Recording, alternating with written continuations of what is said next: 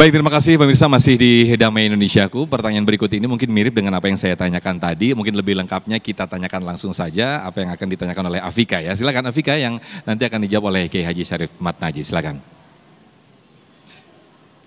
Bismillahirrahmanirrahim. Assalamualaikum warahmatullahi wabarakatuh. Waalaikumsalam warahmatullahi wabarakatuh. Perkenalkan, nama saya Afika dari Bekasi. Izin bertanya Pak Ustadz sebelumnya. Bagaimana cara kita untuk menghindari sifat sombong? Karena kita kan sebagai manusia itu kadang kita nggak sadar bahwa diri kita itu sombong gitu. Tapi kita merasa bahwa diri kita sebetulnya itu biasa aja. Tapi orang-orang yang melihat menilai bahwa diri kita itu sombong. Jadi bagaimana kita menghindari sifat sombong tersebut? Baik. Sekian pertanyaan dari saya. Wassalamualaikum warahmatullahi wabarakatuh. Waalaikumsalam warahmatullahi wabarakatuh. Harus mempunyai kaca besar mungkin di dalam kamar untuk terus mengaca diri gitu kayak ya. Silakan ya Syarif. Nih kalau belum nikah jadiin mantu nih, cakep yang begini Ya nih. Allah. Ada keinginan untuk berbuat baik. Dari pertanyaannya kan kita bisa lihat bahwa beliau berusaha untuk terhindar dari sifat sombong. Karena itu beliau minta tipsnya. Jemaah sekalian yang berbahagia, saya pengen tanya kepada kita, kenapa kita puasa? Kenapa kita sholat? Kenapa kita zakat? Karena kita tahu di dalam Al-Quran ada perintahnya. Ini kalau ditanya tips pertama. Sehingga biar kata lapar dari pagi sampai sore 1 bulan dijabanin. Ini perintah Al-Quran ya Ustadz. Maka tips sederhana ketika engkau ingin terbebas dari sifat sombong, maka engkau diingatkan di dalam Al-Quran. Innallaha la yuhibbul mustakbirin. Orang-orang yang sombong Allah nggak suka.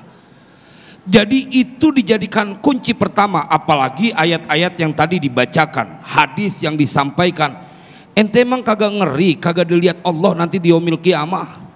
Emangnya kagak takut diseksa masuk ke dalam neraka? Itu kan alasan yang membuat engkau puasa. Itu kan alasan yang membuat engkau sholat. Itu kan alasan yang membuat engkau bayar zakat. Lalu mengapa kau tidak berani meninggalkan kesombongan padahal mempunyai konsekuensi yang berat juga? Apakah tidak cukup ketika Nabi menceritakan ada orang yang sampai sekarang masih meronta-ronta yang dia ada di dalam tanah karena kesombongannya?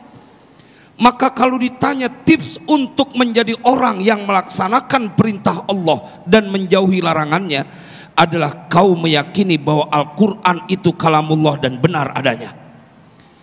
Nggak main-main, Allah akan menyiksa mereka dunia akhirat ketika diceritakan ada satu kesombongan yang tadi disampaikan dalam Al-Quran, maka kemudian Allah turunkan, Allah keluarkan dari surga dan dia termasuk orang yang termasuk makhluk yang hina, iblis itu.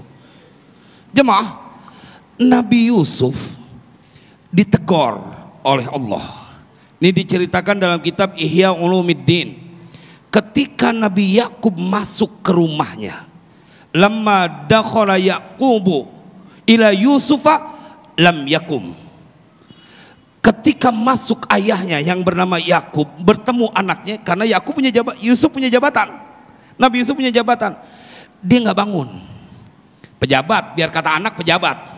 Kan banyak yang begitu. Kalau orang tua kaya ada peribahasa anak jadi raja. Kalau anak jadi orang kaya, orang tua biasanya jadi apa? Tuh pada nyaut semuanya, jadi pembantu. Kalau orang tua kaya, anak jadi raja. Kalau anak kaya, orang tua jadi pembantu. Tentunya mereka yang tidak ngaji di Damai Indonesiaku TV One. Kalau ngaji di Damai Indonesiaku TV One sih aman. Ditegur, apa yang kemudian diancam oleh Allah? Apakah kau tidak bangun karena kau merasa lebih tinggi dari ayahmu? Wa izzati wa jalali, demi keagunganku dan kegagahanku, kemuliaanku, tidaklah aku keluarkan dari keturunanmu seorang nabi pun kalau engkau sombong kepada kedua orang tuamu. Tuh lihat, bukan cuman kepada kita, anak-anaknya akan menjadi bagian kesusahan dari dosa kesombongan dari orang tuanya. Coba kita lihat mereka yang tadi dicontohkan, ditayangkan dalam tayangan sebelumnya.